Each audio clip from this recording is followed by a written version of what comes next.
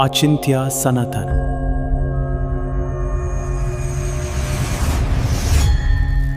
नमस्कार।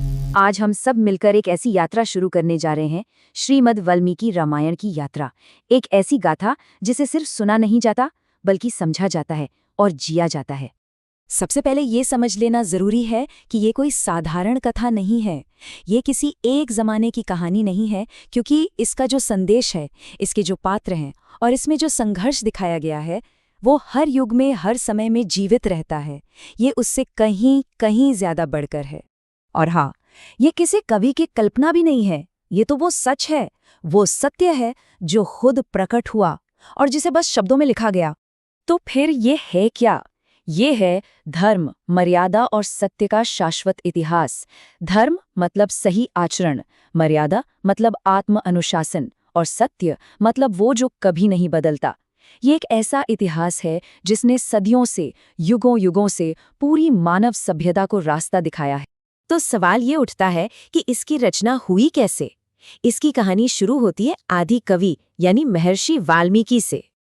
महर्षि वाल्मीकि, उन्हें आदि कवि कहा जाता है, मतलब इतिहास के सबसे पहले कवि। और ये पदवी उन्हें मिली अपनी तपस्या, अपने संयम और सत्य के बल पर। माना जाता है कि उनका बोला हुआ हर एक शब्द वेदों जितना ही पवित्र है। और सोचिए, रामायण लिखने की प्रेरणा उन्हें किसी और से नहीं बल्कि स्वयं भगवान ब्रह्मा से मिली थी। एक बात और, शास्त्रों में ये साफ साफ कहा गया है कि रामायण सिर्फ एक किताब या ग्रंथ नहीं है, ये तो खुद श्री राम का जीता जागता स्वरूप है। मतलब इसे पढ़ना या सुनना ऐसा है जैसे हम सीधे प्रभु के पास हों। इसका महत्व इसी बात से समझा जा सकता है कि ऐसा माना जाता है कि वेद ही रामायण के रूप में प्रकट हुए। ये ज्ञान का वो महासागर है जो सनातन धर्म का मूल है, उसकी जड़ है। तो इसी दिव्य प्रेरणा से एक ऐसी अद्भुत संरचना बनी जो आज भी हमें रास्ता दिखाती है। चलिए अब जरा इस महाकाव्य की बनावट को समझते हैं। देखिए, पूरी रामायण को 7 हिस्सों में बांटा गया है, जिन्हें कांड कहते हैं। और हर कांड के अंदर कई सर्ग होते हैं।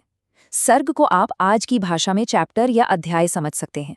तो सीधा सा हिसाब है, कांड मतलब एक बड़ी किताब या सेक्शन, और सर्ग मतलब उसके अंदर का एक चैप्टर। तो ये 7 कांड कौन कौन से हैं? चलिए एक एक करके देखते हैं।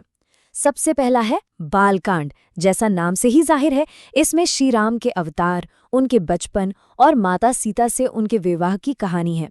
इसके बाद आता है अयोध्या कांड। इसमें वो सारी घटनाएं हैं जिनकी वजह से श्री राम को वनवास जाना पड़ा, उनके त्याग की गाथा है। तीसरा है अरण्यकांड। इसमें जंगल का जीवन, राक्षसों से हुआ संघर्ष और माता सीता के अपहरण का वो दुखद प्रसंग है। फिर है किष्किंधा कांड, जहाँ श्रीराम की भेंट हनुमान जी और सुग्रीव से होती है और फिर वानर सेना तैयार होती है। 5वां कांड है सुंदर कांड, जो कि बहुत ही खास है। ये पूरी तरह से हनुमान जी की लंका यात्रा, उनकी शक्ति और उनकी भक्ति को समर्पित है। 6वां है युद्ध कांड। इसमें लंका में हुए महायुद्ध, रावण की हार और आखिर में धर्म की विजय का पूरा वर्णन है। और सबसे आखिर में आता है उत्तरकांड। इसमें राम राज्य की स्थापना से लेकर लव कुश की कहानी और श्री राम के अपने जीवन की लीला समाप्त करने तक का जिक्र है। और कमाल की बात यह है कि महर्षि वाल्मीकि ने हर कांड को सिर्फ एक कहानी की तरह नहीं लिखा, बल्कि इसे एक सबक, एक जीवन दर्शन बना दिया। जैसे सुंदरकांड को ही ले लीजिए। ये सिर्फ हनुमान जी की एक यात्रा नहीं है, ये तो निस्वार्थ सेवा और भक्ति में कितनी शक्ति होती है, इसका एक गहरा पाठ है। तो कुल मिलाकर ये पूरी गाथा धर्म और मर्यादा की एक यात्रा है। ये मर्यादा पुरुषोत्तम श्रीराम के जीवन की यात्रा है। और इस पूरी श्रृंखला में हमारी कोशिश यही रहेगी कि हम रामायण को ठीक वैसे ही समझें जैसी वो मूल रूप में है, यानी कांड और सर्ग के आधार पर।